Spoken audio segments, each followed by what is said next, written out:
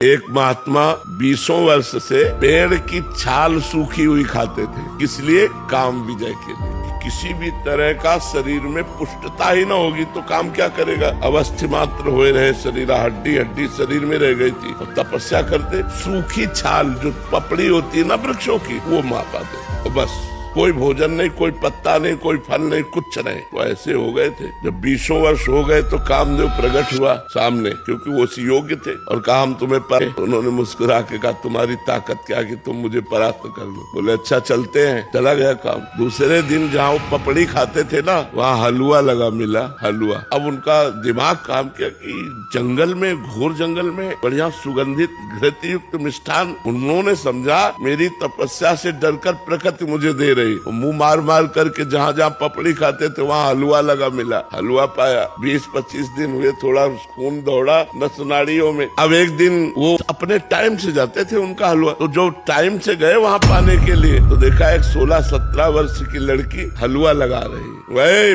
भयभीत होने का वो नाटक किया। बोले भयभीत मत हो, भयभीत मत हो, शांत हो, नजदीक आओ। जीव ही देखा तो कमल नयनी सुंदरी छम छम करती हुई पायल। महाराज ने कहा कि तुम डर क्यों रही हो निडर होकर, ये हलवा तुम लगाती थी। हाँ महाराज, आप जैसे तपस्वी की सेवा हमारी सामर्थ्य कहाँ की आंख मिला के कर सके कि मैं आपके सामने जाके हलवा परोस सकूं, इसलिए छुप छुप के। बोले आज से छुपने की जरूरत नहीं है और पेड़ में लगाने की जरूरत नहीं, सीधे ले आया करो पात्र में हलवा। 10-5 दिन और हलवा पाया सीधे। अब तो काम वेदना अंदर जागृत हुई। उन्होंने कहा देवी तुम्हारा ब्याह हुआ है? तो उनका नहीं महाराज। बोले मेरा भी नहीं हुआ। तो बोले मैं आप जैसे महान तपस्वी को पति रूप में प्राप्त कर सकूं, तो मेरा सौभाग्य है। तो उनका फिर बोले एक शर्त है, हमारी माँ जंगल के बाहर रहती है और उन्होंने कहा पति वही बनेगा जो अपना मुंह काला करवा कर हमें पीठ में बैठाल कर वहां तक ले जाएगा। बोले कर सकता हूँ। घुटनों के बल चल करके जब वहाँ ले गए तो कामदेव खड़ा था